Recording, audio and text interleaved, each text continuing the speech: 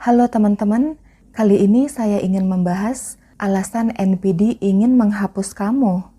Ketika kamu terlibat dengan seorang NPD, kamu mungkin mulai merasa seperti kehilangan jati diri. Seolah-olah identitas kamu perlahan luntur. Sebenarnya, perasaan terhapus ini wajar dan dialami oleh banyak korban NPD. Sekarang, mari kita telusuri mengapa hal itu terjadi. NPD memiliki kemampuan yang mumpuni untuk memanipulasi dan mengendalikan korbannya. Mereka melakukannya melalui gaslighting, yaitu membuat kamu meragukan realitas kamu sendiri, atau dengan menumbuhkan rasa bersalah kamu, membuat kamu merasa bersalah atas hal-hal yang bukan kesalahan kamu, sehingga kamu bisa dikendalikan. Bayangkan berada dalam hubungan di mana kamu terus-menerus merasa seperti berjalan di atas kulit telur atau eggshell, terus was-was dan bingung dengan apa yang akan memicu kemarahan si NPD. Kamu mulai mempertanyakan kewarasan kamu sendiri, ingatan kamu, dan akhirnya kepercayaan diri kamu menurun. Manipulasi tidak berhenti sampai di situ. NPD sering menggunakan proyeksi, yaitu menyalahkan korbannya, yaitu kamu, atas hal-hal yang mereka sendiri lakukan, alias kamu dijadiin kambing hitam. Ini adalah taktik jahat untuk mengalihkan fokus orang lain dari kekurangan si NPD ke kekurangan kamu.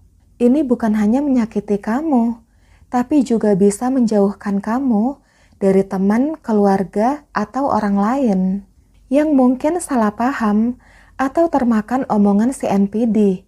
Seiring berjalannya waktu, kamu perlahan-lahan menjadi terpuruk, sehingga kamu mulai merasa seperti menghilang, seolah-olah kamu tidak lebih dari bayangan diri kamu yang dulu. Kalau kamu merasa kehilangan jati diri dalam suatu hubungan, atau terus-menerus mencoba membuktikan value kamu kepada mereka, kamu mungkin berurusan dengan seorang narsistik. Tujuan akhir si NPD adalah memiliki kendali penuh atas kamu, membuat kamu merasa bergantung pada mereka untuk mendapatkan validasi dan harga diri. Ketika kamu berada dalam posisi ini, kamu cenderung bertahan dalam suatu hubungan, meskipun hubungan itu toksik. Ini adalah lingkaran setan, manipulasi, kontrol, dan pelecehan emosional. Perasaan terhapus adalah akibat dari semua hal ini. Siklus di mana kebutuhan, keinginan, dan identitas kamu terus-menerus diabaikan. NPD memiliki kebutuhan yang dalam untuk dikagumi. Everyday guys.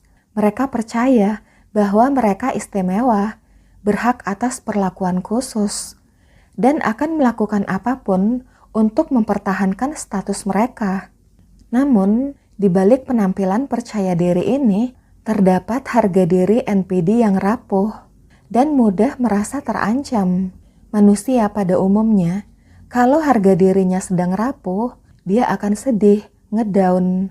Tapi tidak buat narsistik. Ketika kamu mengancam ego si NPD, atau tidak memberi mereka kekaguman yang mereka dambakan, mereka bisa menjadi sangat bermusuhan. Permusuhan ini seringkali merupakan mekanisme pertahanan, hanya untuk mengingatkan kamu tentang kekuasaan mereka atas kamu. Kamu pembangkang, kamu tidak bisa dikontrol, saya lebih superior dari kamu. Kalau kamu tidak patuh, akan saya hukum. Perilaku NPD bisa sangat sistematis. Mereka seringkali membombardir kamu dengan cinta di awal, atau disebut love bombing, membuat kamu merasa seperti kamu sangat spesial bagi mereka. Tapi seiring berjalannya hubungan, mereka akan mulai mengikis harga diri kamu, membuat kamu merasa tidak cukup baik, merusak kepercayaan diri dan identitas kamu secara bertahap. Inilah yang membuat kamu sangat sulit untuk pergi. Ditambah bisa juga karena ada faktor lain, faktor finansial misalnya. Kamu mulai merasa tidak berharga. Tanpa mereka, seolah-olah kamu bukan apa-apa. Tanpa validasi mereka, kamu bergantung pada bantuan si NPD. Berikut ada beberapa tanda lain. tapi tidak selalu jelas. Misalnya orang itu terlalu cemburuan, gak bisa dikritik, gampang marah terhadap kritikan kecil, tidak bisa menahan emosi atau tantrum saat gagal melakukan sesuatu, bahkan untuk kesalahan kecil, dan sering playing victim. Jika kamu mendapati diri kamu terus-menerus mencoba menghindari konflik atau bersikap hati-hati di sekitar mereka, saatnya untuk mengevaluasi kembali hubungan tersebut. NPD secara sistematik merusak harga diri dan identitas kamu, membuat kamu merasa terhapus. Memahami perilaku narsistik adalah langkah pertama untuk melindungi diri kamu. Tapi, meskipun kamu sudah terjebak lebih dalam, tetap semangat guys. Siapkan diri kamu yang baru untuk melangkah keluar dari jeratan narsistik. Oke guys, thanks for watching. Semoga bermanfaat. Ditunggu subscribe-nya ya. See you next time.